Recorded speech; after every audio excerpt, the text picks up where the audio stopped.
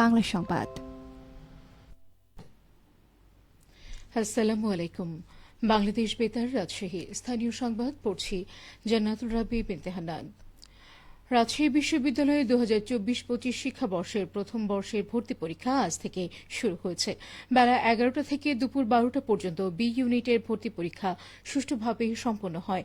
এরপর ভর্তি পরীক্ষার দ্বিতীয় দিন আগামী 19 এপ্রিল বেলা 11টা থেকে 12টা ও দুপুর 2:30 থেকে 3:30 পর্যন্ত এই ইউনিটের মানবিক এবং তৃতীয় দিন 26 এপ্রিল থেকে 11টা থেকে 12টা ও দুপুর 2:30 থেকে 3:30 পর্যন্ত সি ইউনিটের বিজ্ঞান পরীক্ষা অনুষ্ঠিত হবে।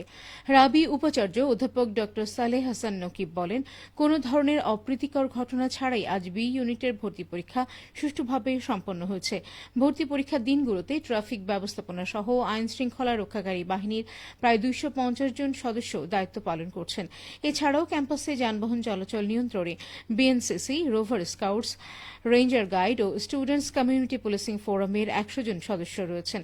প্রতিবন্ধী ভর্তিচ্ছু শিক্ষার্থীদের সহায়তার জন্য রোভার স্কাউট সদস্যরা সহযোগিতা করছেন। আগামী সোমবার পহেলা বৈশাখ 1432 বঙ্গাব্দ।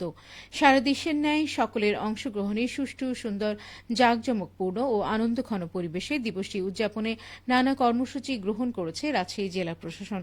দিবসটি উপলক্ষে ওই দিন সকাল 7টায় রাজশাহী সিএনবি মোড় হতে শিশু একাডেমি পর্যন্ত অনুষ্ঠিত হবে আনন্দ শোভাযাত্রা। সকাল 7:30টায় শিশু একাডেমিতে জাতীয় সঙ্গীত ও এসো হে বৈশাখ গান পরিবেশন করা হবে। সকাল 7:45টায় একই স্থানে অনুষ্ঠিত হবে আলোচনা সভা, সাংস্কৃতিক অনুষ্ঠানমালা এবং দিনব্যাপী বৈশাখী মেলা। এদিকে বাংলা নববর্ষ উপলক্ষে পহেলা বৈশাখ রাজশাহী কেন্দ্রীয় কারাগার, সকল হাসপাতাল, শিশু পরিবার ও শিশু সদনে উন্নতমানের ঐতিহ্যবাহী বাংলা খাবার পরিবেশনের ব্যবস্থা করা হবে। শিশু পরিবারের শিশুদের নিয়ে ঐতিহ্যবাহী সাংস্কৃতিক অনুষ্ঠান এবং কারাবন্দীদের পরিবেশনায় আয়োজন করা হবে সাংস্কৃতিক অনুষ্ঠান। দিবসটি উপলক্ষে দিনব্যাপী বরেন্দ্র গবেষণা জাদুঘর ও রাজশাহী কেন্দ্রীয় উদ্যান শিশু কিশোর, শিক্ষার্থী, প্রতিবন্ধী এবং বিশেষ চাহিদা সম্পন্ন শিশুদের জন্য প্রবেশ মূল্য ছাড়া দর্শনের জন্য উন্মুক্ত থাকবে। ফিলিস্তিনের গাজায় ইসরায়েলের চলমান গণহত্যার প্রতিবাদে বগুড়ায় শহীদ জিয়াউর রহমান মেডিকেল কলেজের শিক্ষার্থীরা মার্চ ফর গাজা কর্মসূচি পালন করছেন। আজ কলেজ ক্যাম্পাসের ফিরিঙ্গির মোড় থেকে শিক্ষার্থীদের বিক্ষোভ মিছিল শুরু হয়ে ঢাকা রংপুর মহাসড়ক প্রদক্ষিণ করে। পরে কলেজ ক্যাম্পাসে তারা সংক্ষিপ্ত সমাবেশ করে। মেডিকেল কলেজ ক্যাম্পাসে আয়োজিত এই কর্মসূচিতে কয়েকশো শিক্ষার্থী অংশগ্রহণ করে। শিশু হত্যা বন্ধ করো, ফ্রি প্যালেস্টাইন এবং নিরাপত্তা মানেই সহমত এমন নানান স্লোগানের ব্যানার ও প্ল্যাকার্ড নিয়ে গাজার মানুষের প্রতি সংহতি প্রকাশ করে শিক্ষার্থীরা প্রতিবাদ করেন। এছাড়াও গাজার বিশাল পতাকায় সাদা কাফনে রক্তাক্ত প্রতীকী শিশুকে তুলে ধরে প্রতিবাদ জানান তারা। সমাবেশ থেকে তারা ইসরায়েলি সব রকমের পণ্য বয়কটের আহ্বান জানান। এছাড়াও গাজায় চিকিৎসক ও ফায়ার সার্ভিস সহ জরুরি সেবায় নিয়োজিতদের হত্যা করা মানবাধিকারের চরম লঙ্ঘন বলে উল্লেখ করেন শিক্ষার্থীরা। তৃণমূল পর্যায়ে ইসলামের জ্ঞানের চর্চা ও জ্ঞানের কার্যক্রমের প্রসার ঘটাতে, গবেষণার প্রসার ঘটাতে 15,28,00,000 টাকা ব্যয়ে নাটোরের গুরুদাসপুর উপজেলা মডেল মসজিদ এবং ইসলামিক সাংস্কৃতিক কেন্দ্র নির্মাণ করা হচ্ছে। 43% জমির উপরে উপজেলা মডেল মসজিদ এবং সাংস্কৃতিক কেন্দ্রের 12,000 বর্গফুট আয়তনের নিচতলায় থাকবে গাড়ি পার্কিং, ইমাম ট্রেনিং সেন্টার, বই বিক্রয় কেন্দ্র, ডাইনিং, গণশিক্ষা কার্যক্রম কার্যালয়, অটিজম কর্নার এবং লাশ গোসলের স্থান।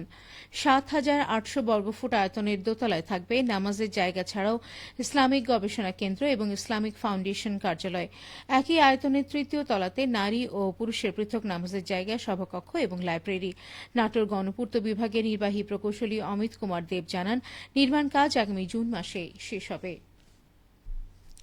চাঁপাইনবাবগঞ্জের নাচলে উপজেলা কৃষি অফিসের সহযোগিতায় সূর্যমুখী চাষে ভাগ্য বদলের স্বপ্ন দেখছেন কৃষক হাবিবুর রহমান।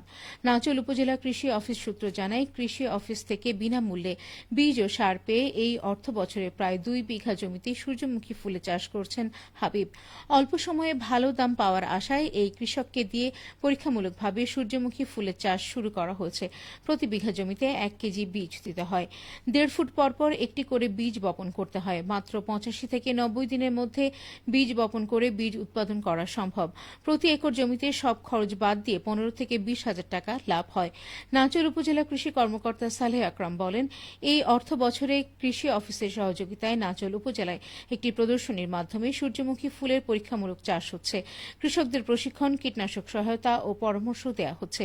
পরিবেশ অনুকূলে থাকলে এবং কৃষকদের আগ্রহ আরও বাড়লে এই বরেন্দ্র অঞ্চলে সূর্যমুখী চাষ আরও বাড়বে। সরকারি সহায়তা ও আধুনিক কৃষি প্রযুক্তির ব্যবহারে সূর্যমুখী চাষ বরেন্দ্র অঞ্চলের কৃষকদের জন্য নতুন সম্ভাবনার দ্বার উন্মোচন করবে। সবশেষে আবহাওয়া। আজ দুপুর 2টায় রাজশাহীতে তাপমাত্রা ছিল 34.4 ডিগ্রি সেলসিয়াস। এ সময় বাতাসে আপেক্ষিক আর্দ্রতার পরিমাণ ছিল 48%। রাজশাহী ও পার্শ্ববর্তী এলাকায় আজ সূর্যাস্ত সন্ধ্যে 6:26। সংবাদ শেষ হল। আমাদের পরবর্তী সংবাদ বিকেল 4:05।